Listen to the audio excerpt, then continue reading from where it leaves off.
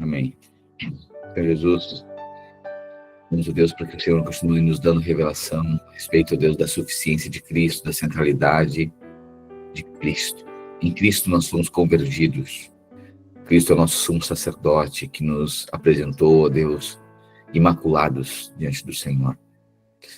Nosso representante, aquele, ó Deus, que foi elevado às alturas, sentou à destra do Pai. E em Cristo nós somos abençoados. Leva-nos, ó Deus, a revelação de que em Cristo, na posição de Cristo, estar em Cristo, ser achado nele, ó Deus, nós somos bem-aventurados, nós temos a bênção de Abraão. Nós oramos e pedimos que continue nos dando revelação da tua palavra, sabedoria, entendimento, em nome do Senhor Jesus. Amém. Amém. Amém, querido irmão. Então,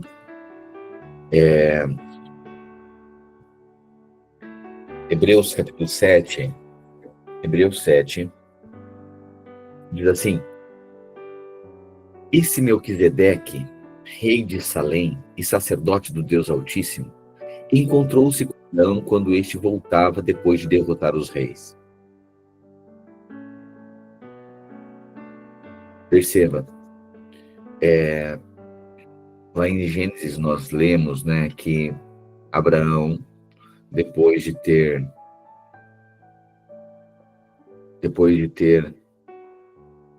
buscado Ló, veio ao encontro, depois de ter vencido, né, os inimigos e resgatado Ló, veio ao encontro dele o rei, rei de Salém, que era Melquisedeque, que é uma prefiguração de Cristo no Antigo Testamento, ok? Um símbolo de Cristo. Pois bem, agora o autor aos Hebreus está dizendo: esse Melquisedeque, rei de Salém e sacerdote do Deus Altíssimo, ou seja, flui nas duas funções, rei e sacerdote, encontrou-se com Abraão quando este voltava depois de derrotar os reis e o abençoou. Foi para ele que Abraão lhe deu o dízimo de tudo. Então você percebe aqui, foi a primeira menção de dízimo. Aqui não tinha lei. Isso aqui é antes de Moisés. Então mostra o princípio, né, da 10ª parte, antes mesmo de ter a lei. Então não é uma obrigação. Mas Abraão deu a Melquisedeque a 10ª parte dos despojos da guerra. Deu dízimo de tudo. Em primeiro lugar, o seu nome significa rei de justiça. Depois, rei de Salém, que quer dizer rei de paz. Sem pai, sem mãe, sem genealogia. Ora, quem é esse rei de Salém que não tem pai, não tem mãe, sem genealogia, sem princípio de dias nem fim de vida? Você percebe? O autor dos Hebreus está dizendo que Melquisedeque, essa figura que aparece lá no Velho Testamento, ele não teve início de dias nem fim de dias. É rei de paz, sem genealogia. Feito semelhante ao Filho de Deus, ele permanece sacerdote para sempre. Então você está claro aqui que Melquisedeque é uma figura de Cristo no Velho Testamento. Considere a grandeza desse homem. Até mesmo o patriarca Abraão lhe deu o dízimo dos despojos. Abraão entrega para Melquisedeque o dízimo dos despojos da guerra. A lei requer dos sacerdotes entre os descendentes de Levi que recebam o dízimo do povo, isto é, dos seus irmãos, embora estes sejam descendentes de Abraão. Esse homem, porém, que não pertencia à linhagem de Levi, recebeu os dízimos de Abraão e abençoou aquele que tinha as promessas. Sem dúvida alguma, o inferior é abençoado pelo superior. No caso dos levitas, quem recebe o dízimo são os homens mortais.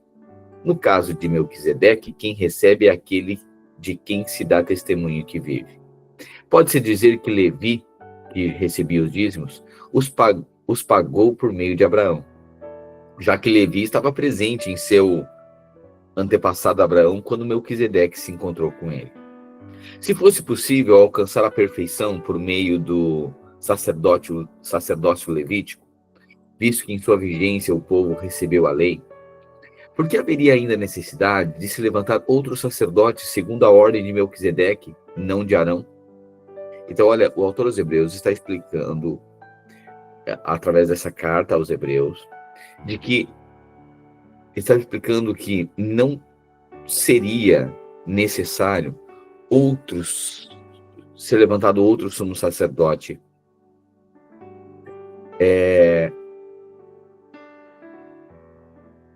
Se fosse perfeito, né, se fosse suficiente, não precisaria ser levantado um outro sumo sacerdote que não dá ordem de Arão. Isso já seria suficiente. Mas o autor aos Hebreus está dizendo, certo, 12, que quando há mudança de sacerdócio, é necessário que haja mudança de lei. Ora, aquele de quem se dizem essas coisas pertencia a outra tribo, da qual ninguém jamais havia participado do serviço do altar. Pois é bem conhecido que o nosso Senhor descende de Judá, tribo da qual Moisés nada fala quanto ao sacerdócio. O que acabamos de dizer fica ainda mais claro quando aparece outro sacerdote, semelhante a Melquisedeque, alguém que se tornou sacerdote, não pela lei relativa à linhagem, mas segundo o poder de uma vida indestrutível. Por isso, sobre ele é testemunhado, você é sacerdote para sempre, segundo a ordem de Melquisedeque. A ordenança anterior é revogada, porque era fraca e inútil, pois a lei não havia aperfeiçoado coisa alguma, sendo introduzida uma esperança superior pela qual nos aproximamos de Deus. Isso não aconteceu sem juramento. Outros se tornaram sacerdotes sem nenhum juramento. Mas ele se tornou sacerdote com juramento, quando Deus lhe disse, o Senhor jurou e não se arrependerá. Você é sacerdote para sempre. Então, perceba que tudo está apontando aqui para Cristo como sacerdócio, em Cristo sacerdócio universal. Cristo é o nosso sacerdote, é o sumo sacerdote que nos representa agora diante de Deus. Assim como na época da lei, no tempo da lei, tinha um sumo sacerdote que aspergia o sangue do animal, do cordeiro imolado, e então era feito o ato, a cerimônia de perdão de pecados, de encobrimento dos pecados. Agora, o autor aos Hebreus está dizendo, Cristo é o nosso sumo sacerdote, e ele fez a remoção dos pecados diante do Pai. Tudo isso é para apontar que Jesus, ele era o sumo sacerdote segundo a ordem de Melquisedeque.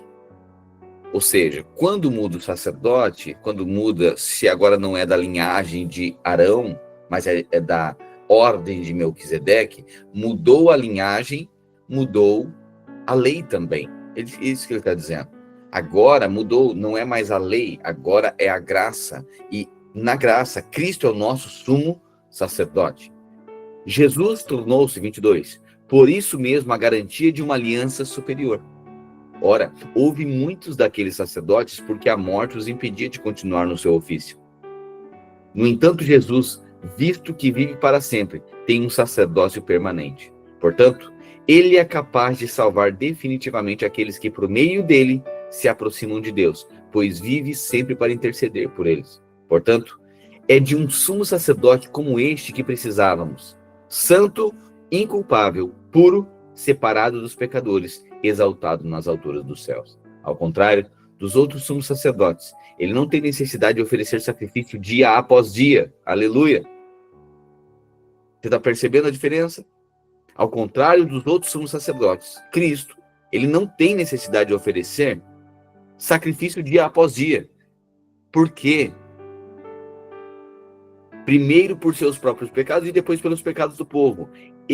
Por quê, pastor? Por que o autor dos Hebreus está dizendo isso? Que agora o sumo sacerdote não é igual do Velho Testamento, que dia após dia tinha que apresentar ofertas, sacrifícios para a remoção dos pecados.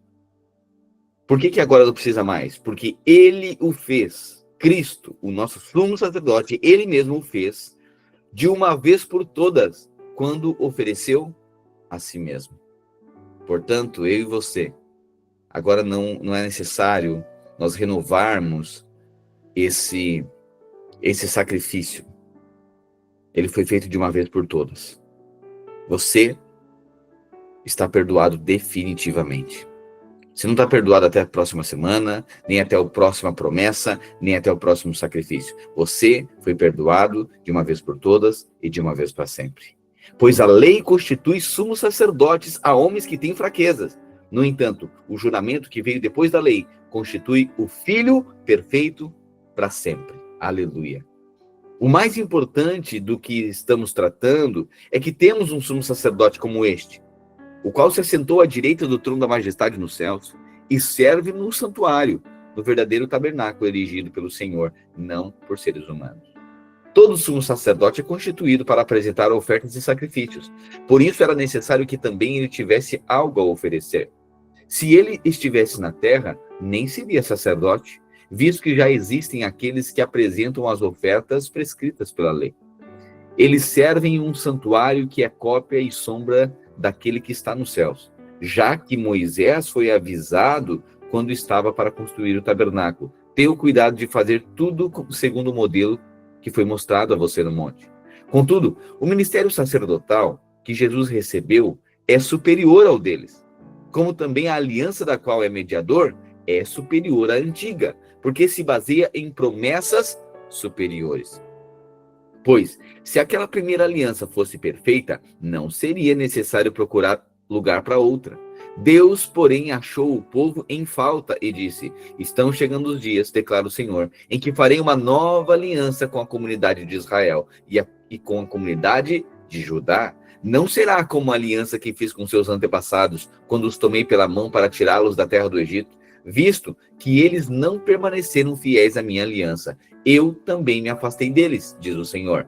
Esta é a aliança que farei com o povo de Israel depois daqueles dias, diz o Senhor. Porei as minhas leis na mente deles e as escreverei no seu coração. Serei o Deus deles e eles serão o meu povo. Ninguém mais ensinará ao seu próximo, nem dirá ao seu irmão: conheça o Senhor, porque todos eles me conhecerão, desde o menor até o maior, porque eu serei misericordioso com a injustiça deles e nunca mais me lembrarei dos seus pecados.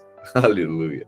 Ao chamar de nova essa aliança, ele tornou antiquada a primeira, e que se torna antiquado e envelhecido está a ponto de desaparecer. Cristo Jesus nos estabeleceu em uma nova aliança. E a promessa era: a primeira aliança, o povo falhou, descumpriu. O povo não permaneceu fiel à aliança. E por isso Deus se afastou do povo de Israel. Mas Deus prometeu: eu farei uma nova aliança. Porei as minhas leis no coração deles, na mente, e as escreverei no coração deles. Eu serei o Deus deles e eles serão meu povo. E ninguém mais terá que ensinar ao seu próximo, nem dirá ao seu irmão: conheça o Senhor, porque todos eles me conhecerão. Através do quê? Através do Espírito Santo. Desde o menor até o maior, porque eu serei misericordioso com a injustiça deles e nunca mais me lembrarei dos seus pecados. Irmãos, essa é a máxima sentença do Evangelho. Você está perdoado. O Senhor não lembra dos seus pecados. Não lembra. Ele perdoou você completamente. Dos seus pecados jamais me lembrarei. Essa é a nova aliança. Ora, Hebreus 9. A primeira aliança tinha prescrições para adoração e também um santuário terreno. Lembra disso? Tinha o templo. Esse tabernáculo foi edificado e na primeira parte, chamada Lugar Santo, estava o candelabro, a mesa e os pães da presença. Por trás do segundo véu do tabernáculo havia a parte chamada Santo dos Santos, que tinha o altar de ouro para o incenso e a arca da aliança, totalmente revestida de ouro. Dentro da arca estava um vaso de ouro com maná, a vara de Arão, que havia florescido, e as tábuas da aliança. Acima da arca estavam os querubins da glória, que com sua sombra cobriam a tampa da arca. A respeito dessas coisas, não nos cabe falar agora com detalhes. Depois de tudo assim preparado, os sacerdotes entravam regularmente no lugar santo do tabernáculo para exercer o seu ministério. No entanto, somente o sumo sacerdote entrava no lugar santíssimo, apenas uma vez por ano, e nunca sem apresentar o sangue do sacrifício, que ele oferecia por si mesmo e pelos pecados que o povo havia cometido por ignorância.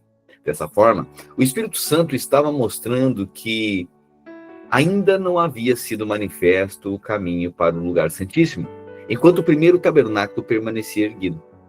Isso é uma ilustração para os nossos dias, indicando que as ofertas e os sacrifícios oferecidos não podiam dar ao adorador uma consciência perfeitamente limpa.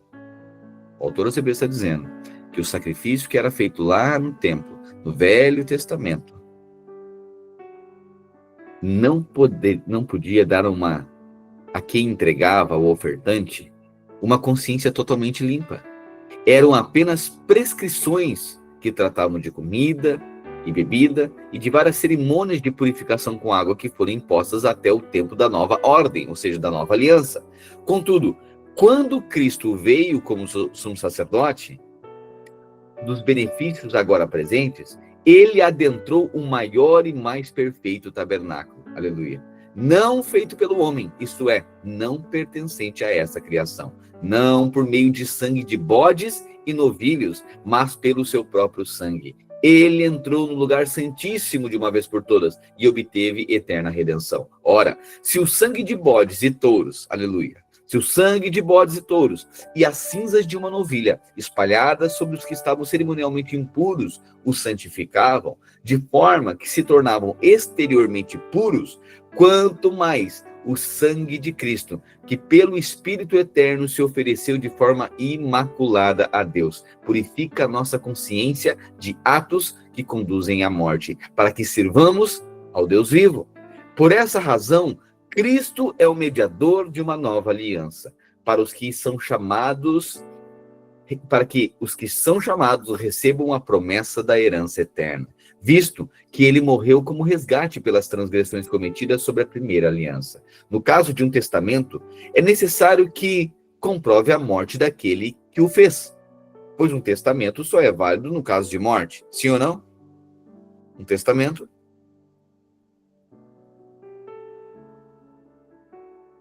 Perceba, no caso de um testamento é necessário que comprove a morte daquele que o fez, pois um testamento só é validado no caso de morte, uma vez que nunca vigora enquanto está vivo quem o fez.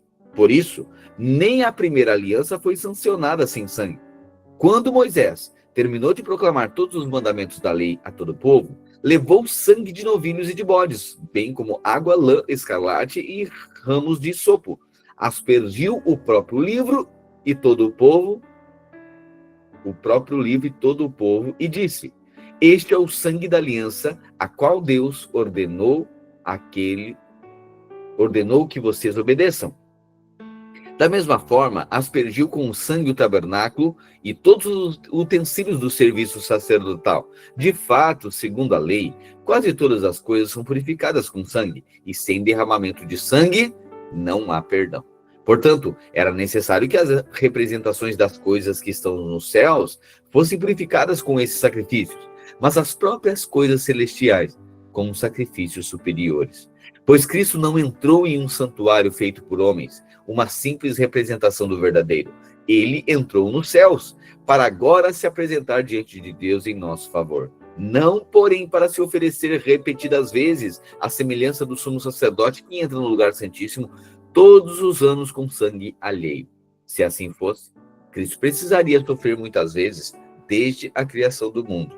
Agora, porém, ele apareceu de uma vez por todas no fim dos tempos, para aniquilar o pecado sacrificando a si mesmo. Da mesma forma, como o homem está destinado a morrer uma só vez e depois disso enfrentar o juízo, assim também Cristo foi oferecido em sacrifício uma única vez, para tirar os pecados de muitos, e aparecerá pela segunda vez, não para tirar o pecado, mas para trazer salvação aos que o aguardam. A lei é apenas uma sombra dos benefícios que virão. Hebreus 10. Não a sua realidade. Por isso, a lei, irmãos, a lei, o faça, obedeça, não faça. A lei nunca consegue, com os mesmos sacrifícios repetidos ano após ano, aperfeiçoar os que se aproximam para adorar. Ou seja, ninguém consegue ser aperfeiçoado pela lei. Alguém que tenta merecer algo de Deus, fazer por merecer. Ninguém é aperfeiçoado pela lei. Ninguém consegue cumprir a lei em sua totalidade. O autor aos Hebreus está dizendo que a lei era só uma sombra dos benefícios que haveria de vir na nova aliança. O sacrifício anteriormente feito na velha aliança, no tempo da lei, era paliativo. Era só uma sombra das coisas que haveriam de vir. O que haveria, ou quem haveria de vir? Cristo. Ele é agora o sacrifício perfeito. Ele é capaz de perdoar pecados. Ele agora não entra no templo feito por mãos humanas, ele entra nos céus. Ele é o nosso sumo sacerdote diante de Deus. E agora os pecados foram removidos de uma vez por todas. O seu próprio sangue, o sangue do seu próprio corpo, foi derramado em favor de nós. O autor aos Hebreus está dizendo que Cristo, ele introduz uma aliança superior à velha aliança. Se a velha aliança era temporária, o perdão dos pecados era temporário, agora não. Agora foi de uma vez por todas. Por isso, a lei nunca consegue, com os mesmos sacrifícios repetidos, aperfeiçoar os que se aproximam para adorar. Verso 2. Se pudesse fazê-lo, não deixariam de ser oferecidos, pois os adoradores têm sido purificados de uma vez por todas, já não teriam consciência do pecado. Contudo, esses sacrifícios são uma recordação anual dos pecados, pois é impossível que o sangue de touro e de bode tire pecados. É impossível. É impossível o sangue de uma galinha tirar pecado. É impossível o sangue de um bode tirar pecado. É impossível que o sangue de um touro remova pecados. Não tem como. Por isso, quando Cristo veio ao mundo, disse: sacrifício e oferta não quiseste, mas um corpo me preparaste, de holocaustos e ofertas pelo pecado não te agradaste. Então eu disse: aqui estou. No rolo do livro está escrito a meu respeito: eu vim para fazer a tua vontade, ó Deus. Primeiro ele disse: sacrifícios, ofertas, holocaustos e ofertas pelo pecado não quiseste, nem deles te agradaste, embora estes fossem oferecidos conforme a lei. Então acrescentou: aqui estou, eu vim para fazer a tua vontade. Assim, ele cancela o primeiro para estabelecer o segundo. Pelo cumprimento dessa vontade, fomos santificados, por meio do sacrifício do corpo de Jesus Cristo, oferecido de uma vez por todas. Dia após dia, todo sacerdote apresenta-se para exercer os seus deveres religiosos e repetidamente oferecer os mesmos sacrifícios, que nunca podem remover pecados. No entanto, depois que Jesus acabou de oferecer um único sacrifício pelos pecados, que é válido para sempre, se assentou à direita de Deus. Daí em diante, ele está à espera até que os seus inimigos sejam postos como estrado dos seus pés. Por quê? Por meio de um único sacrifício, ele aperfeiçoou, sublinha aí, para sempre, os que têm sido santificados. O Espírito Santo nos dá testemunho a esse respeito. Primeiro ele diz: esta é a aliança que farei com eles depois daqueles dias, diz o Senhor. Porei as minhas leis no coração deles e as escreverei na sua mente. Depois acrescenta: nunca mais me lembrarei dos seus pecados, nem das suas iniquidades. Assim, já que esses pecados são perdoados, não há mais necessidade de sacrifício por eles. Portanto, irmãos, temos plena confiança para entrar no lugar santíssimo pelo sangue de Jesus, por um novo e vivo caminho que ele nos abriu por meio do véu, isto é, do seu corpo.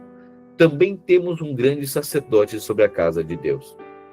Assim, aproximemo-nos de Deus com um coração sincero e com plena convicção de fé, porque o nosso coração foi purificado de uma consciência má e o nosso corpo lavado com água pura.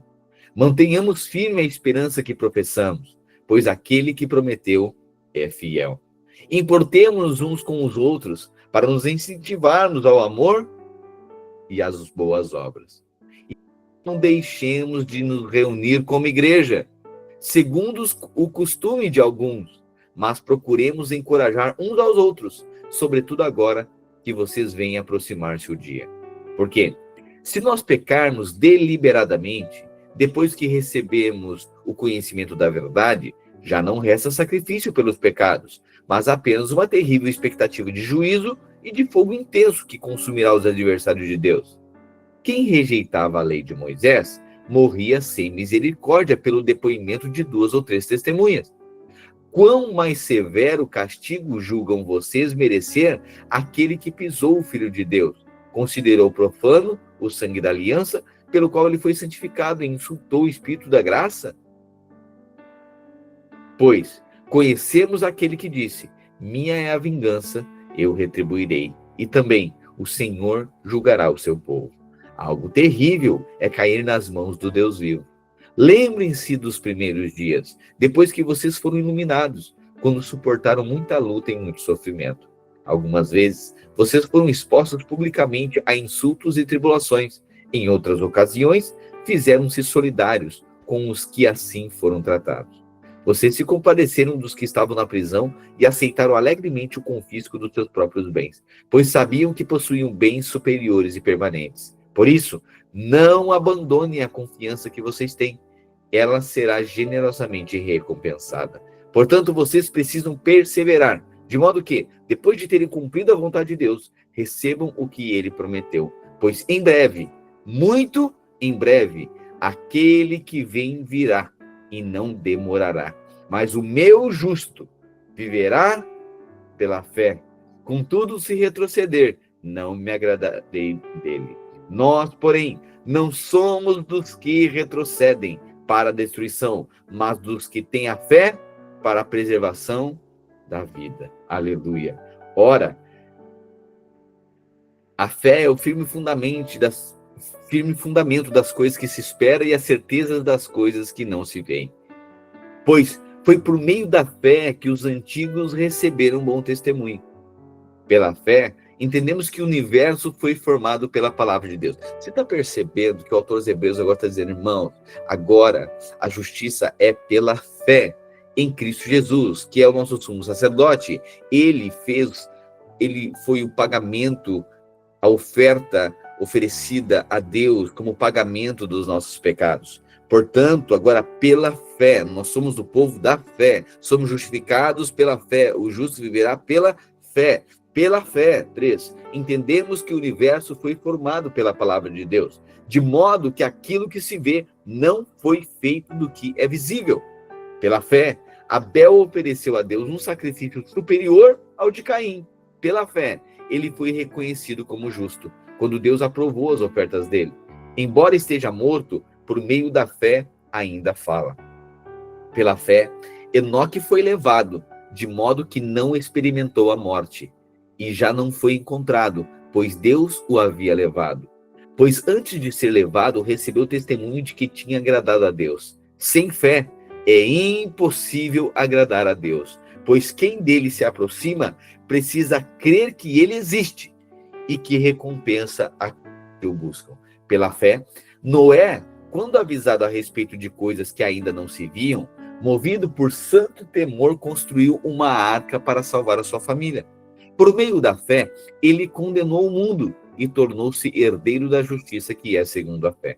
Pela fé, Abraão, quando chamado, obedeceu e dirigiu-se a um lugar que mais tarde receberia como herança, embora não soubesse para onde estava indo. Pela fé, peregrinou na terra prometida como se estivesse em terra estranha. Viveu em tendas, bem como Isaque e Jacó, co-herdeiros da mesma promessa. Pois ele esperava a cidade que tem alicerces, cujo arquiteto e construtor é Deus. Pela fé, a própria Sara também pôde ter um filho, apesar de ser estéril e avançada em idade, porque considerou fiel aquele que lhe havia feito a promessa. Assim, daquele homem já sem vitalidade originaram-se descendentes numerosos, como as estrelas do céu, e incontáveis como as areias da praia do mar. Todos esses morreram na fé, sem terem recebido as promessas. Viram-nas de longe, e de longe as saudaram, reconhecendo que eram estrangeiros e peregrinos na terra. Os que assim falam mostram que estão buscando uma pátria. Se estivessem pensando nela de onde saíram, teriam a oportunidade de voltar. Em vez disso, esperavam uma pátria melhor, isto é, a pátria celestial. Por essa razão, Deus não se envergonha de ser chamado Deus deles, pois lhes preparou uma cidade. Pela fé, Abraão, quando Deus o pôs à prova, ofereceu Isaque como sacrifício. Aquele que havia recebido as promessas estava pronto a ponto de sacrificar o seu único filho. Embora Deus lhes tivesse dito, por meio de Isaque, a sua descendência há de ser considerada. Abraão levou em conta que Deus pôde ressuscitar os mortos e, figuradamente, recebeu Isaque de volta dentre os mortos. Pela fé, Isaque abençoou Jacó e Esaú com respeito ao futuro deles. Pela fé, Jacó, à beira da morte, abençoou cada um dos filhos de José. Curvando-se, adorou a Deus apoiado na extremidade do seu bordão. Pela fé, José, no fim da vida, fez menção à saída dos israelitas do Egito e deu instruções acerca dos seus próprios ossos. Pela fé, Moisés, recém-nascido, foi escondido durante 3 meses por seus pais, pois viram que o menino era bonito e não temeram o decreto do rei. Pela fé, Moisés, já adulto, recusou ser chamado filho da filha do faraó, porque preferiu ser maltratado com o povo de Deus a desfrutar do prazer transitório do pecado. Por causa de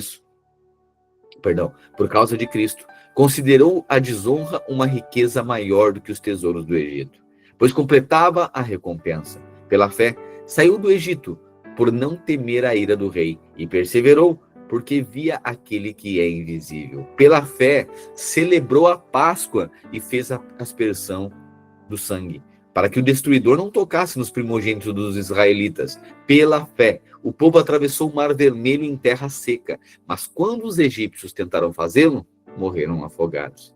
Pela fé, caíram os muros de Jericó, depois de serem rodeados pelos israelitas durante 7 dias.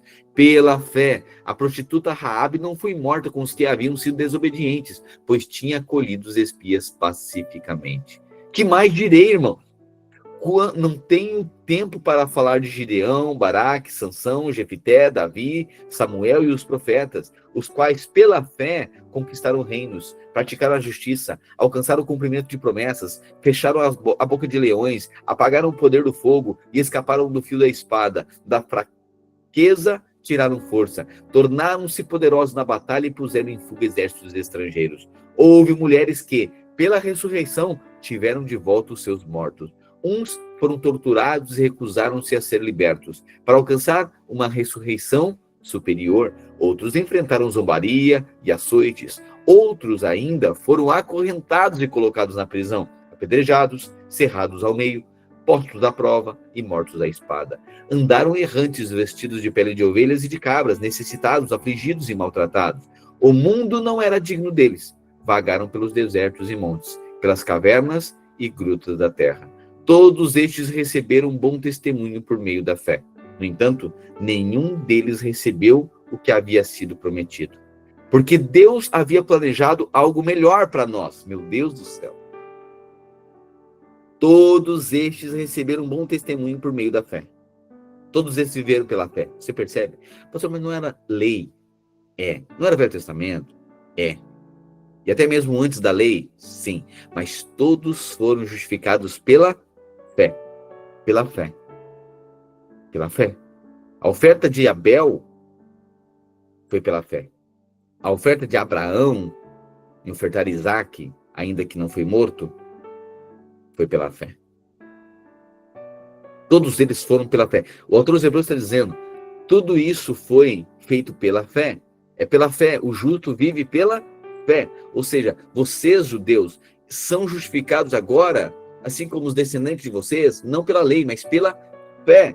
Todos esses receberam um bom testemunho por meio da fé. No entanto, nenhum deles recebeu o que havia sido prometido, porque Deus havia planejado algo melhor. O que é algo melhor? A justiça por meio da fé em Cristo Jesus. Porque Deus havia planejado algo melhor para nós, a fim de que eles não fossem aperfeiçoados sem nós. Portanto, 12. Também nós, uma vez que estamos rodeados por tão grande nuvem de testemunhas, você percebe o tamanho da nuvem de testemunha aqui? Livremos de tudo o que nos atrapalha e do pecado que nos envolve. e corramos com perseverança a corrida proposta para nós, tendo os olhos fitos em Jesus, o autor e consumador da nossa fé. Ele, pela alegria que lhe fora proposta, suportou a cruz, ao desprezar a vergonha, e assentou-se à direita do trono de Deus. Pensem bem naquele que suportou tal oposição dos pecadores contra si mesmo, para que vocês não se cansem nem desanimem. Na luta contra o pecado, vocês ainda não resistiram a ponto de derramar o próprio sangue. Vocês se esqueceram da palavra de ânimo que ele dirige a vocês como a filhos. Meu filho, não despreze a disciplina do Senhor, nem se magoe com a sua repreensão, pois o Senhor disciplina a quem ama e castiga todo aquele a quem aceita como filho. Perseverem na disciplina. Deus os trata como filhos. Ora, que filho não é disciplinado pelo pai? Todavia, se vocês ficarem sem disciplina, da qual todos se tornam participantes, então vocês são bastardos, não filhos. Além disso, tínhamos pais humanos que nos disciplinavam, e nós os respeitávamos. Quanto mais devemos submeter-nos ao Pai espiritual, para assim vivermos? Os nossos pais nos disciplinavam por curto período, segundo lhes parecia melhor. Deus, porém, nos disciplina para o nosso bem, para que participemos da sua santidade. Nenhuma disciplina parece motivo de alegria no momento em que é recebida. Verdade? Nenhuma disciplina parece motivo de alegria no momento que é recebida, mas sim motivo de tristeza. Mais tarde, no entanto, produz fruto de justiça e paz para aqueles que por ela foram exercitados. Portanto, fortaleçam as mãos enfraquecidas e os joelhos vacilantes. Façam caminhos retos para os seus pés, para que o manco não se desvie, antes seja curado. Busquem a paz com todos e a santificação, sem a qual ninguém verá o Senhor. Você percebe? Não é por obras, não é por boas ações. Busquem a paz com todos e a santificação, sem a qual ninguém verá o Senhor. Tomem cuidado, para que ninguém se afaste da graça de Deus. E para que nenhuma raiz de amargura, ao brotar, cause perturbação e contamine muitos. Para que não haja nenhum imoral, profano, como Esaú, que por uma única refeição vendeu os seus direitos de herança como filho primogênito. Como vocês sabem, ele foi rejeitado posteriormente quando quis herdar a bênção, porque não encontrou lugar para arrependimento, embora buscasse com lágrimas. Vocês não chegaram ao monte que se podia tocar e que estava em chamas, nem as trevas, nem a escuridão, nem a tempestade, nem ao som da trombeta, nem ao som de palavras tais que os ouvintes rogaram que cada mais lhes fosse dito, porque não podiam suportar o que lhes estava sendo ordenado. Até um animal se tocar no monte deve ser apedrejado. O espetáculo era tão apavorante que Moisés disse: estou trêmulo de medo. Vocês, porém, chegaram ao Monte Sião. Aleluia! Irmãos, nós não somos do Monte Sinai, não. Nós somos do Monte Sião. A Jerusalém celestial, a cidade do Deus vivo. Chegaram aos milhares de anjos em alegre reunião. A igreja dos primogênitos, cujos nomes estão escritos nos céus. Vocês chegaram a Deus, o juiz de todos os homens, ao Espírito dos justos que foram aperfeiçoados. Nós chegamos a Jesus, 24, o mediador de uma nova aliança, e ao sangue aspergido, que fala melhor do que o sangue de Abel. Tomem cuidado, para não rejeitarem aquele que fala. Pois, como não escaparam os que se recusaram a ouvir quem os advertia na terra? Lembra, Moisés? Como não escaparam os que se recusaram a ouvir quem os advertia na terra, muito menos nós, se rejeitarmos aquele que nos adverte dos céus. A voz dele, naquela ocasião, abalou a terra, mas agora promete: uma vez mais, abalarei não apenas a terra, mas também o céu. As palavras, uma vez mais, indicam a remoção das coisas mutáveis, isso é, das coisas criadas, de forma que permaneça o que é inabalável. Portanto, já que estamos recebendo um reino inabalável, sejamos agradecidos e assim adoremos a Deus, de modo aceitável, com reverência e temor, pois nosso Deus é fogo consumidor. Seja constante, portanto, o amor fraternal. Não se esqueçam da hospitalidade, pois foi praticando-a que, sem saber, alguns acolheram anjos. Perceba isso? Como você serve. Seja constante, o autor dos Hebreus está dizendo. Toda essa super... É interessante, né? Porque toda essa dimensão em Cristo, né? Essa nova aliança, essa posição superior, essa posição elevada, ela finaliza, o autor dos Hebreus finaliza dizendo o seguinte: toda essa posição superior em Cristo que nós herdamos deve nos colocar e nos estabelecer em um amor fraternal. Não se esqueçam da hospitalidade, pois foi praticando a hospitalidade que muitos acolheram anjos. Lembrem-se do que estão na prisão, como se estivessem aprisionados com eles. Dos que estão sendo maltratados, como se vocês mesmos estivessem sendo maltratados.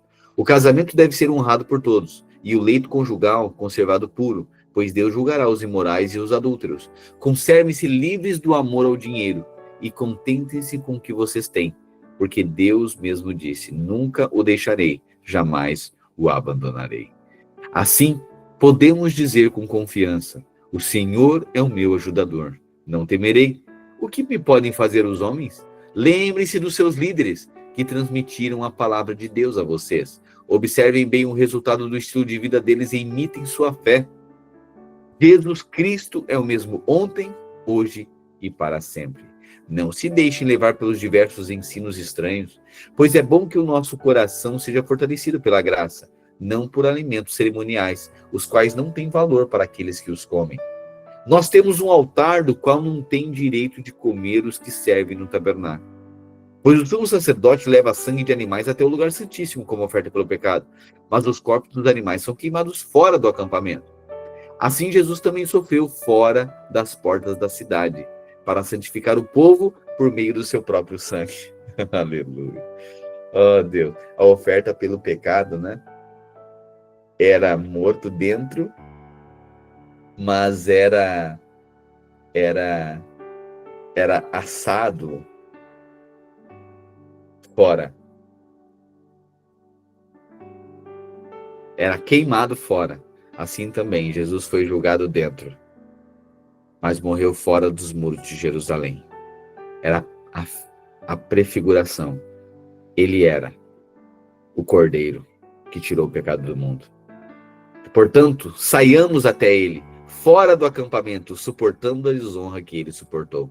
Pois não temos aqui nenhuma cidade permanente, mas buscamos a vindoura. Por meio de Jesus, ofereçamos continuamente a Deus um sacrifício de louvor, que é fruto de lábios que confessam o seu nome. Percebe? O sacrifício constante diante de Deus é o quê? Confessar o nome de Cristo. Não se esqueçam de fazer o bem e de compartilhar com os outros o que vocês têm, pois Deus se agrada de tais sacrifícios. Obedeçam aos seus líderes e sejam submissos a eles, pois cuidam de vocês como quem deve prestar contas. Obedeçam-lhes para que eles cuidem de vocês com alegria, não com descontentamento. Caso contrário, isso não será proveitoso para vocês. Orem por nós. Estamos certos de que temos a consciência tranquila e desejamos viver de maneira honrosa em tudo. Particularmente, peço que orem para que eu seja restituído a vocês em breve. Ora, o Deus da paz, pelo sangue da aliança eterna, trouxe de volta dentre os mortos o nosso Senhor Jesus, o grande pastor das ovelhas. Que ele aperfeiçoe vocês em todo bem, para fazerem a vontade dele, e opere em nós o que lhe é agradável por meio de Jesus Cristo, a quem seja a glória pelos séculos dos séculos. Amém. Irmãos, peço que suportem a minha palavra de exortação. Na verdade, o que eu escrevi é pouco. Quero que saibam que o nosso irmão Timóteo foi posto em liberdade. Se ele chegar logo, irei ver vocês com ele. Saúdem todos os seus líderes e todos os santos. Os da Itália enviam saudações. A graça seja com todos vocês. Aleluia. Aleluia. Carta aos Hebreus, uma das cartas mais elevadas do Novo Testamento. é feito esse contraste, né, entre o Sinai e Sião. A lei dada no Sinai e a graça revelada em Sião. O autor aos Hebreus está dizendo, irmãos, a nova aliança, ela é superior à antiga. Pois a antiga aliança, o sacrifício deveria ser feito repetidamente, continuamente. Mas a nova aliança, o sacrifício foi feito de uma vez por todas. E você agora está em Cristo. Em Cristo. Você está em Cristo, nessa posição elevada em Cristo Jesus. Portanto, você, agora em Cristo, foi aceito por Deus, de uma vez por todas. Você está justificado. Ande conforme essa justiça. Ande conforme essa fé. Pois é pela fé, a sua vida é pela fé. Por isso que ele cita no capítulo 11 ali, ele cita todos os heróis da fé. Pela fé, todos foram justificados pela fé. Pastor, mas era a lei. Não foi pela fé. Porque creram. Hoje, isso dá consciência de que ninguém pode merecer algo de Deus, senão por meio da fé em Cristo. Você precisa, e eu constantemente declarar Cristo, falamos disso ontem, declare Cristo. O autor aos Hebreus está dizendo, você agora não está mais em Moisés, você está em Cristo. Você agora está em Cristo. E porque você está em Cristo, a pureza, a santidade. Porque você está em Cristo, na posição de Cristo. Em Cristo. Você agora pode viver uma vida santa. Não maculada. É uma vida imaculada. Porque você está em Cristo. Só vence o pecado aquele que está em Cristo. Se você está em Moisés, você não consegue vencer pecado. Tem aqueles pecados de estimação. Porque é tentando fazer, tentando vencer. Só vence aquele que está em Cristo, na posição da que ele venceu por nós. Você só consegue avançar coisas na sua vida. Você consegue se apropriar de coisas e vencer pecado, viver em santidade, se estiver em Cristo. Crendo em Cristo, se apropriando da justiça de Cristo. Reconhecendo que o seu velho homem morreu e que agora uma nova natureza opera na sua vida. Confessando, declarando, isso é estar em Cristo. E aí as coisas velhas, a nova aliança tornou antiquada a primeira aliança. A primeira aliança, fruto do mérito, ninguém conseguiu. Mas a última aliança, fruto da fé, pela fé. Portanto, a sua vida, creia, viva pela fé. Você foi justificado pela fé. Você vive agora pela fé. Você recebe coisas do céu pela fé. Você recebe as bênçãos de Deus pela fé. Creia. Mais uma vez. O autor dos Hebreus está dizendo, você precisa crer. Tudo agora é pela fé. Por isso que finaliza, a carta aos Hebreus está finalizando, que Cristo agora é o mediador e você recebe a bênção de Cristo pela fé. Tudo é pela fé. Tudo faça pela fé. Haja pela fé. Se mova pela fé. Viva pela fé. Creia, declare, se aproprie pela fé. Amém. Tudo pela fé. Você agora está em Cristo, numa posição elevada. E é o modo de viver daqueles que vivem uma vida na posição elevada. São aqueles que não negligenciam a hospitalidade. E mesmo sem saber, alguns acolheram anjos. O autor de Hebreus está dizendo. Seja a vossa vida dedicada ao amor fraternal. Então, povo espiritual, irmãos, olha só, espiritualidade não é ficar segregado e afastado de gente. Todas as religiões, alguém muito elevado espiritualmente, ele está isolado. Mas o evangelho, aquele que é mais elevado espiritualmente, ele está misturado com seus irmãos. É lindo isso, né? Toda religião, quanto mais espiritualizado for alguém, mais devoto for alguém naquela religião, você vai ver a pessoa isolada. Porque parece algo superior. Mas o evangelho aponta que alguém mais elevado, ele doou sua vida em favor dos seus irmãos. Portanto, não negligencie a hospitalidade. Vivam de modo que sirvam uns aos outros e não se deixe envolver por coisas dessa vida alheia. alheia a essa vida. Não se deixe envolver, não seja essa a vossa vocação. Isso, Vinícius, nossa vida é relacional. Nós somos chamados a viver uma vida pela fé, porque considerar alguém é pela fé, irmão é pela fé. Ele não é irmão de carne. Então, considerar é pela fé. Você percebe que a maneira de nós reunirmos é pela fé? Considerar um irmão, a gente chama meu irmão. Meu irmão o quê? Não é parte da carne da minha carne. Não é meu parente. Pois é, nos consideramos irmãos pela fé. Tá vendo? Que o justo vive pela fé. Nós cremos. Nós cremos que Deus fala conosco por meio do corpo de Cristo, porque a palavra de Deus aponta isso. Nós cremos, somos da fé. Nós precisamos crer constantemente. Crer no chamado que Deus nos deu. Crer no dom que Deus nos deu, a quem Deus nos deu também. Crer. Viva pela fé. Se aproprie de tudo aquilo que Deus libera por meio da sua palavra, pela fé. Chamado. O autor dos Hebreus está nos chamando para uma posição elevada. Irmão, você é do povo que crê. Você é crente, você é da fé. Nós somos o povo da fé. Tem um povo que precisa crer, que precisa se apropriar. E não é aquele que crê porque tem uma crença. O mundo tem um monte de crença, mas só o justo vive pela fé. O justo não vive pela crença, porque crença é tudo aquilo que você pode palpar. Apalpar. Crença é tudo aquilo que você pode tocar. É algo tangível, mensurável, palpável. Isso é crença. Por isso que o mundo tem um monte de crença. Crença no pé de coelho, crença no semente de jequiti, crença no trevo de 4 folhas, crença no nota de dólar na carteira. Crença. Isso é crença. O mundo não está precisando de um povo que tenha crença, mais uma crença. O mundo está precisando de um povo que se move pela fé. E eu e você somos o povo da fé. Creia, declare, se aproprie. Nós somos o povo da fé. Diante de doenças, declare. Diante de situações de enfermidade, situações de limitações humanas, creia e declare. Amém?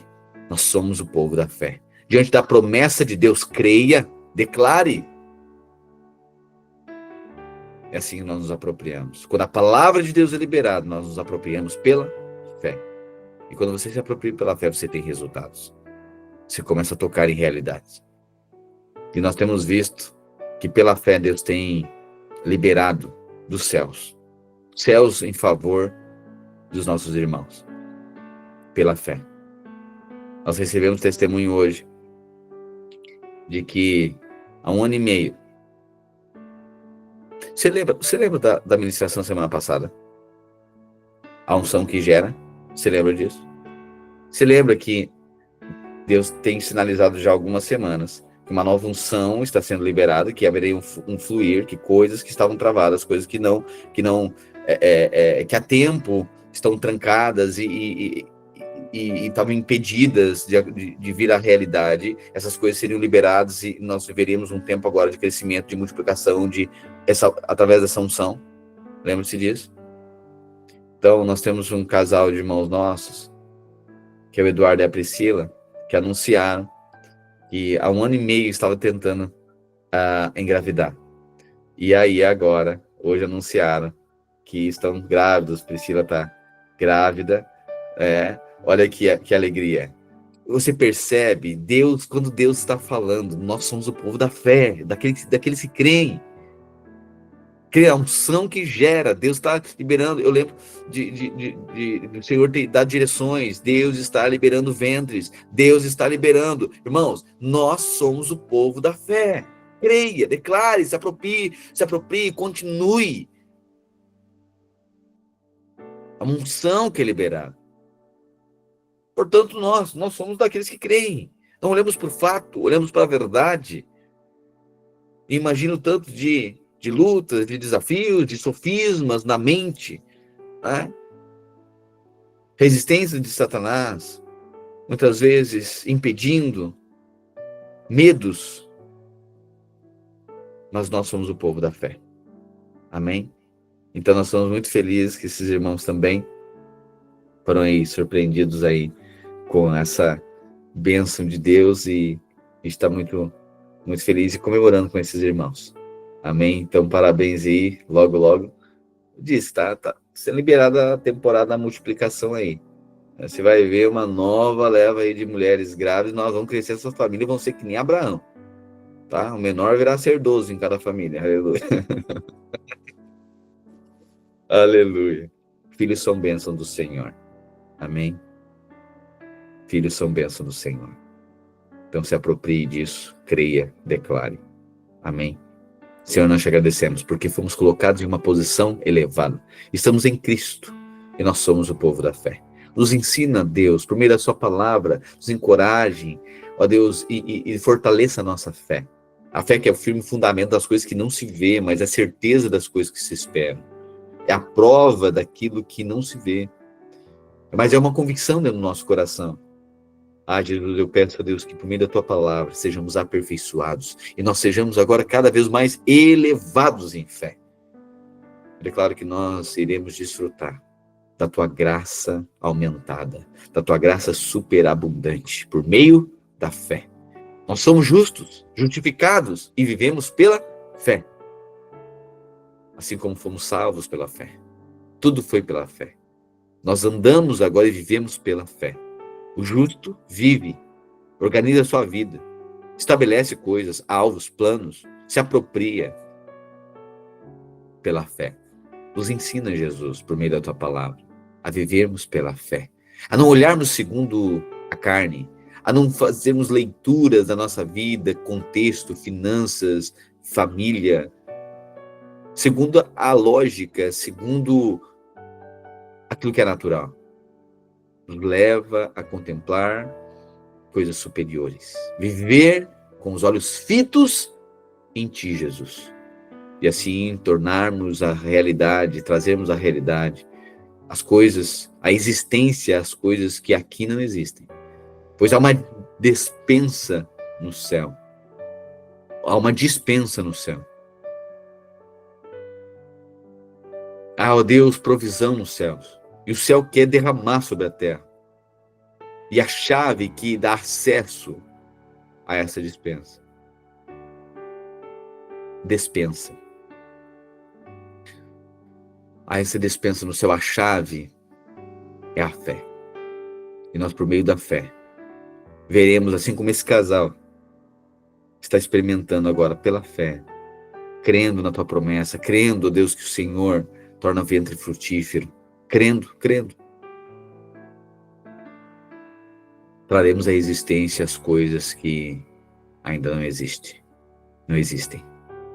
Eu oro e declaro que a nossa fé seja largada, aumentada, e que ainda mais, em porção maior, viveremos e testemunharemos milagres e manifestação sobrenatural, tudo por conta da tua unção. Tua unção que move, tua unção que traz a realidade do céu sobre a terra. Nós declaramos sobre nossas casas, sobre as nossas famílias, estamos debaixo dessa realidade de unção. Em nome de Jesus. Amém e amém. Amém? Uma boa tarde para você, uma boa segunda. Ok? E preparando aí, irmãos, quarta-feira que vem, nosso batismo em Porto Alegre. Portanto, essa semana aí de preparação de cursos do batismo, do GCs, mobilização total, agora batismo, ok? Nós vamos fazer uma grande festa na quarta-feira que vem. Prepare, convide pessoas, amigos, quarta-feira que vem. Nós faremos uma grande festa, a festa dos salvos. Amém? Muitas pessoas entre nós foram alcançadas nesse semestre pela pregação do Evangelho, pelo poder e a graça do Senhor Jesus, e portanto nós faremos uma grande festa. Sem ser quarta agora, na próxima quarta, uma grande festa. E eu peço a você que acompanhe os seus irmãos do GC, esteja relacionando com eles, aproximando, ok? Você sabe que essas semanas que antecedem, tantas tribulações, tudo que Satanás faz para impedir que batize. Já creram, mas Satanás tenta impedir que confesse, que publique, que faça essa declaração pública de fé. Portanto, guarde a vida dos seus irmãos, encoraje aqueles que estão resolvendo situações do casamento, né, para casar. Pastor, tem que casar para batizar? Não tem que casar para batizar, só não viver em pecado. Se a pessoa não está vivendo em pecado, pode batizar. Mas agora, se a pessoa vive junto com o outro e tem a prática vive em um relacionamento que não tem uma aliança, daí a pessoa está em pecado. Então, não é pré-requisito casar para batizar, senão o solteiro não podia batizar. Não, é pré-requisito não estar vivendo em pecado. Amém? Porque um pecador arrependido, o batismo é para pecador arrependido. Ele arrepende dos pecados, ele muda o destino, a rota, né, de pecado, ok? Então, ele confessa Jesus e agora teve uma mudança na sua natureza. Portanto, o batismo é para pecador arrependido. Está arrependido de ter vivido disforme a palavra de Deus, fora da aliança, por exemplo. Dentre tantas outras coisas, né? Mas aqueles que vivem junto, então, tem uma vida de casal. Bom, então, se não tem uma aliança, é uma relação promíscua, é pecado. Então, estão em pecado. Portanto, aí aqueles que vivem junto têm que batizar, têm que casar, casam, para não viverem debaixo de condenação. Percebe isso? Então, é pré-requisito casar? Não, pré-requisito é arrepender. Mas quem arrepende, ele vai lá, agora vai resolver aquilo que está em bagunça. Faz sentido? Faz sentido? Entendido isso? Né? Porque às vezes pensa o seguinte, já tem que casar para batizar. Não tem que casar, senão o solteiro não vai batizar, coitado. Então tem que o quê? Arrepender. Batismo é para pecador arrependido. Ok? Ah, mas eu creio, mas não quero. Bom, então não arrependeu. Simples quanto isso. Então batismo é para pecador arrependido. Então, já demos esse exemplo, né? Mas é muito tranquilo. Ah, não, mas eu creio, só que eu não quero batizar. Ah, eu arrependi. Entendi. Então é uma questão só interior. Ah, sim. Tá bom. Então, alguém dizer assim, não, mas eu sou honesto, só não pratico. Eu sou fiel, mas não praticante. Você aceitaria? Uma pessoa para você relacionar, olha, eu vou ser honesto, mas não sou praticante, mas sou honesto. Creia em mim, acredite em mim. Você certamente não relacionaria. Perceba? Por quê? Porque todo aquele que tem um verdadeiro arrependimento, ele vai produzir fruto de arrependimento. Faz sentido? Ok? Então, aquele que arrependeu, ele vai deixar de fazer aquilo que está disforme à palavra de Deus. Ok? Então, aquele que vivia em pecado, porque está numa relação fora da aliança, é uma relação promíscua. Ah, pastor, tá aí alguém, então, que não vive com ninguém, mas a pessoa ocasionalmente tinha relações, por exemplo, com outras pessoas e tal. Não, mas a pessoa é uma pessoa solteira. Ok, então, aborta-se a prática do pecado. Ok? E batiza normalmente. Ok? E se a pessoa batizar e vier algum dia cometer? Bom, aí é para a consciência de cada um. Assim como alguém casado pode ter um desvio de conduta num casamento depois de 10 anos de casado. Bom, aí é consciência, mas não é por isso que não vai casar. Então precisa casar. Né? Então precisa estar debaixo, a pessoa casa e batiza. Ou a pessoa, ainda que solteiro, vai lá e batiza. Ok? A questão é que precisa haver uma coerência, de uma transformação, de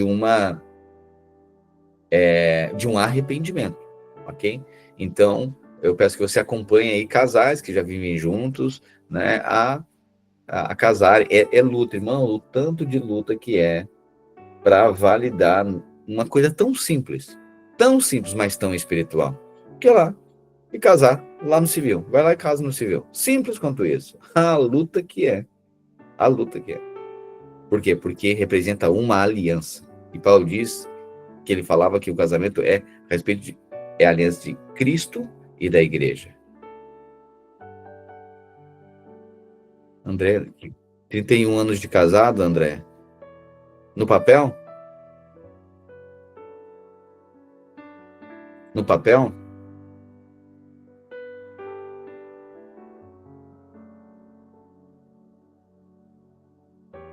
Não, então não é 31 anos de casado, não. Quantos anos no papel? Pois é, então. Quantos anos no papel? Ah, pois é. Então, vocês estão organizando para casar? Aleluia. Olha aí, agora entendi. Então, é 31 anos. Existia um termo jurídico que agora, talvez o irmão Mateus possa me ajudar, ou a irmã Fábio, que era amaziado, né? Agora não tem mais, né? Era um termo jurídico mesmo, né? Estar amaziado. Agora não tem mais, juridicamente não, eu não sei, juridicamente eu acho que não tem mais esse termo, né? Não se usa mais esse termo para. Pois é, a questão, união estável. Hoje apenas isto, tá? União estável. Pois é, irmãos, o que acontece, né? Tem essa questão, eu tenho uma união estável, mas não é casamento. A união estável não altera o seu estado civil. Você é um solteiro com união estável.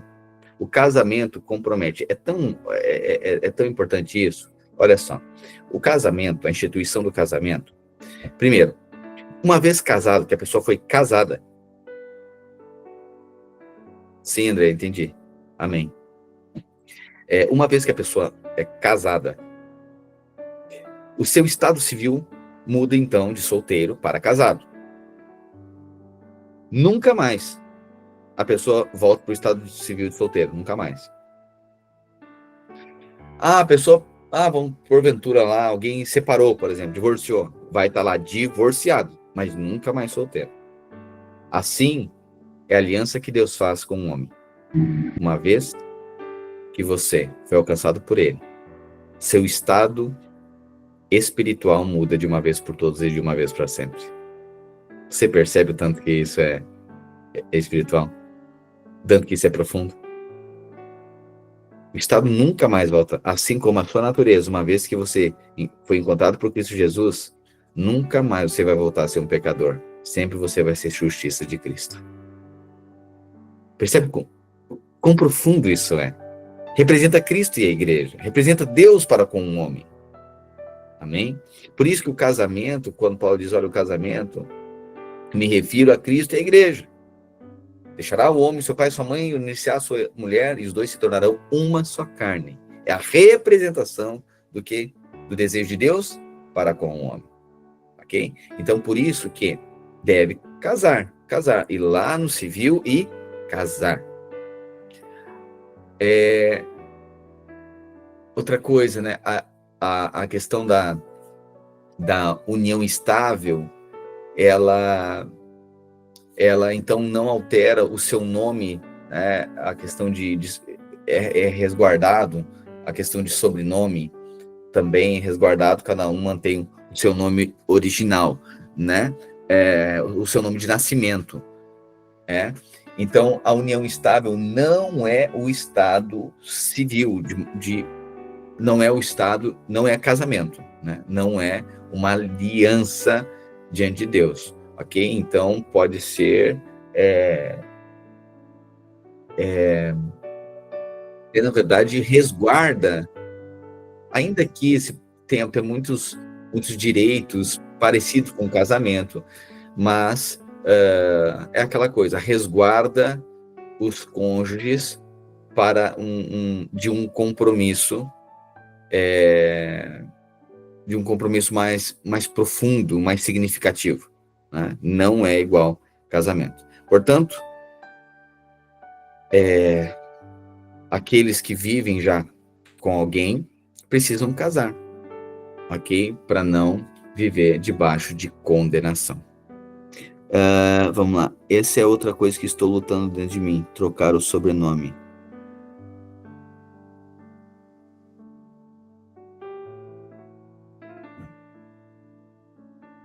Por que, André?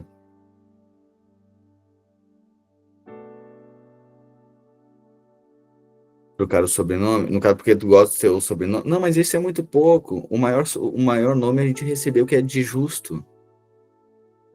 Nenhum Gerdau Tramontina na Terra é maior e mais importante do que justo. Não, o nosso sobrenome terreno é muito pouco. Não, que não seja isso. as coisas em Deus são elevadas, são espirituais. Se a gente agarrar sobrenome, não me diz que tu é Santos, Pereira ou Silva, né? Porque se segurar um desse sobrenome, aí... Vamos lá. Ah, acrescentaram o da Silva. Por isso. Entendi. Entendi, acrescentaram o da Silva. Entendi. Não, mas isso é muito pouco. Isso é muito pouco. O de justo vale bem mais do que isso tudo. Tu já recebeu um sobrenome elevado. Então agora, em Cristo Jesus, tu é justiça. É muito pouco aqui na Terra. Porque imagina, se a gente por causa de nome, alguns por causa de dinheiro, outros por conta de status, outros por conta de títulos. Entende quantos impedimentos naturais? Isso é... Quando a gente se mistura, isso é uma aliança. É que o amor não olha para o sobrenome não, né? O amor não olha para sobrenome não. O amor não faz conta, o amor não olha para sobrenome. Né? O amor não se porta com seus próprios interesses. Entende? Quando é amor, é assim. Agora, se é um negócio, se é uma troca, aí essas coisas são importantes. Mas certamente na tua relação isso não é o mais importante. Tá?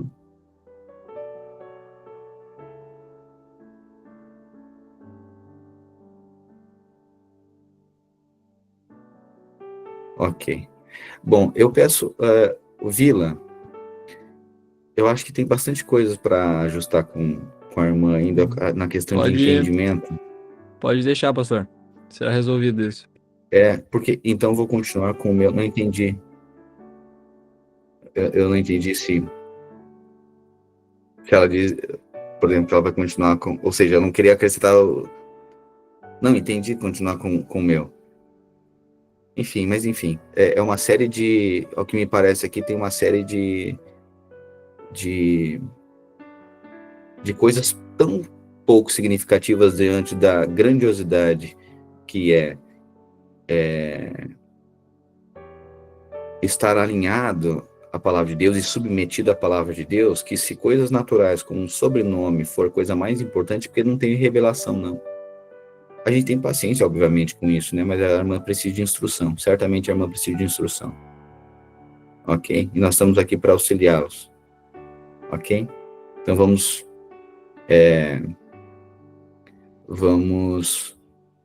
orientá-los e buscar ajudar a ter revelação. E, obviamente, não fazer nada. Por isso que a gente busca, irmãos,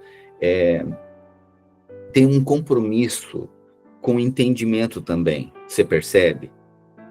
Porque se a gente não olha para esse tipo de coisa, pastor, vocês estão avaliando então se a pessoa teve revelação ou não. Ou no mínimo, né? Porque imagina, se alguém...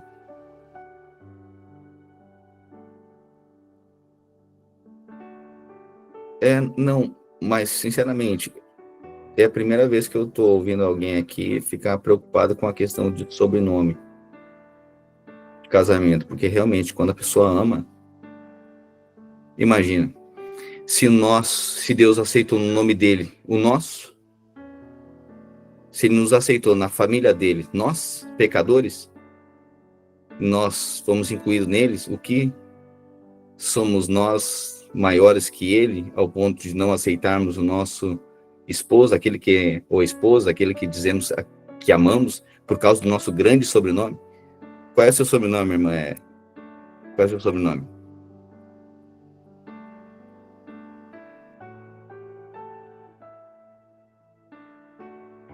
Farias Nunes. Eu pensei que fosse um Tramontina, Gerdau, alguma coisa mais elevada. Pois então. Então, Farias Nunes não. Acho que até combina um da Silva. Mas, Vila, acompanha aí e instrui, ok? O fato é, queridos, que precisamos de revelação. Se não tiver revelação, a gente tem um compromisso com isso, você já percebe, né? Precisamos de revelação da palavra. Porque senão no natural não tem como. Isso passa a ser mais um problema, né? E o fato é que precisamos, então, essas orientações a respeito de casamento, a respeito da nova aliança em Cristo Jesus, para que cada um que for batizar tenha consciência né, seja fruto de uma transformação, renovação de mente. Transformai-vos pela renovação da vossa mente, para que vocês experimentem a boa, perfeita e agradável vontade de Deus. A graça, né, para pecadores arrependidos. Nós não gostamos de batizar pecadores convencidos. Nós não buscamos de forma natural convencer ninguém que tem que casar, que está errado. Não. Isso é maneira humana de se fazer. Nós apenas pregamos o Evangelho. E é o Espírito Santo que convence do pecado, da justiça e do juízo. E você vê que quem arrependeu de fato tem frutos de arrependimento. O desejo se submete àquilo que está alinhado à palavra de Deus. Não tem por a sua vida preciosa a si mesmo. Ok? Então, nós, semana que vem, faremos uma festa muito grande na quarta-feira. Ok?